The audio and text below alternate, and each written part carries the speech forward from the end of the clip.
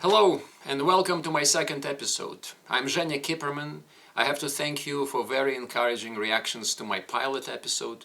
One unexpected comment was, it was good but too long. And I said, it was just 15 minutes. And the person said, in the 21st century our attention span is shorter than that. So this episode will be shorter. I have to answer the most frequent question. Да, обязательно будут эпизоды по-русски. Yes, there will be episodes in Russian language with English subtitles, especially for the guests who speak Russian. But most of my episodes will be in English. The reason is there are plenty of sources, reliable, interesting sources in Russian language covering this war. If I were to name just one, I would name the daily streams by President Zelensky's advisor Alexei Arestovich with the Russian dissident Mark Fagin. From the very first days of this war, their streams became an essential source of military and political analysis as well as moral support for hundreds of thousands of Russian speakers all over the world. Another great source in Russian is the online television channel Dozht, translation is rain. They will shut down in Moscow in March, then they reopened in Latvia in July, and they offer daily streams.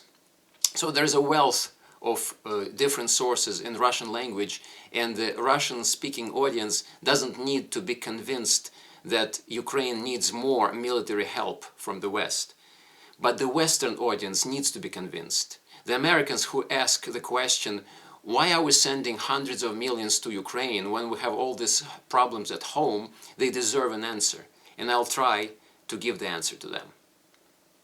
I'll give you a specific example of how I see the mission of my channel.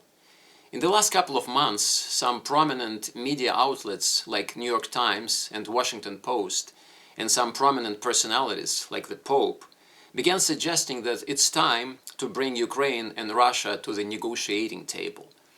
According to some of these reports, the negotiations between the United States and Russia are already going on behind Ukraine's back. They also suggest that President Biden is putting pressure on Zelensky to start negotiating with Putin, or he's threatening to stop military aid to Ukraine. This is what you get from the Washington Post and the New York Times. But the Russian-speaking audience also knows what Alexei Arestovich says about that. And according to Arestovich, these reports are the elements of Russian informational campaign. The sources that these reports are using are anonymous and referred to as people familiar with the discussion, for example. So Arestovich claims that the people familiar with the discussion are in fact Russian agents who leak this information as some top secret exclusive news. And the reason these sources are respected by the Western media and considered reliable is that most of the time these sources provide reliable, truthful information. That's how any disinformation professional works. 8 out of 10 times giving correct, truthful information, and then 2 times giving false, highly damaging information. Now you have every right to believe New York Times and to believe Washington Post and not Alexei Arestovich or some guy with a Russian accent. But thanks to the guy with the Russian accent, you now know what Alexei Arestovich, advisor to President Zelensky, is thinking about this situation, about these reports. And you can decide for yourself what's right, what's wrong, what's true, what's not, based on your life experience, your common sense, your intuition. And the hard facts actually confirm that Arestovich is right.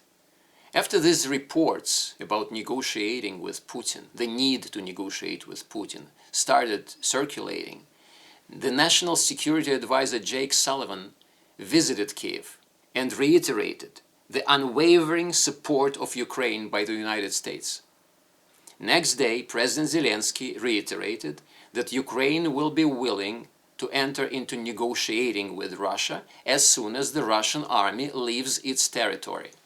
Plain and simple. We should always listen to multiple sources, never forgetting that they are just sources. We should filter any information through our own common sense, critical thinking, life experience, and intuition. Here's an example of all these facilities working at the same time. Look at this face.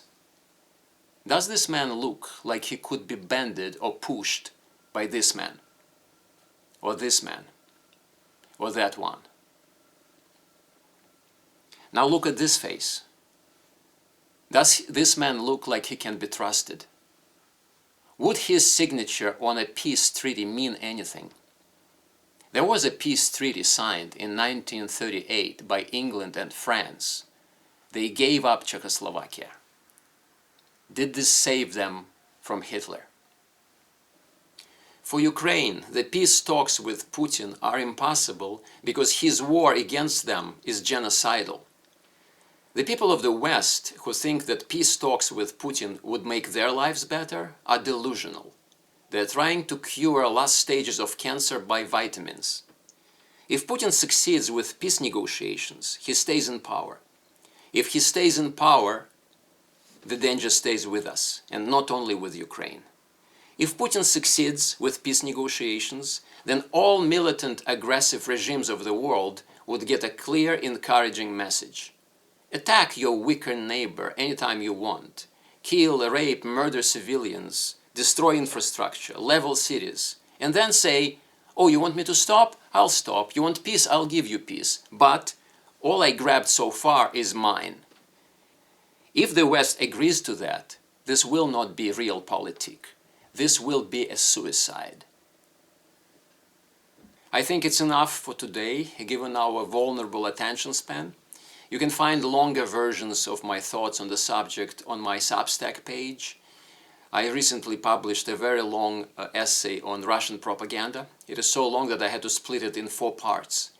And it's not only about Russian propaganda, its effect on the Russian population, but it's largely about Russian propaganda affecting us, people of the so-called free world. If you liked this episode, please acknowledge your liking by a click. Please subscribe to the channel, leave comments, share with friends. Некоторые начали оставлять комментарии по-русски. Пожалуйста, продолжайте. Это прекрасно, если канал будет двуязычным. И чем больше будет комментариев, чем больше вы будете ставить лайков и ставить это на свою страничку в Фейсбуке, тем больше будет людей смотреть это, и значит мы вместе будем помогать Украине. Now, another thing I want to say in Russian, but it's meant for both Russian and English speakers. Если вы знаете интересных, информированных людей, которых вы бы хотели видеть как гостей моего канала, пожалуйста, дайте знать. See you next time. Слава Украине!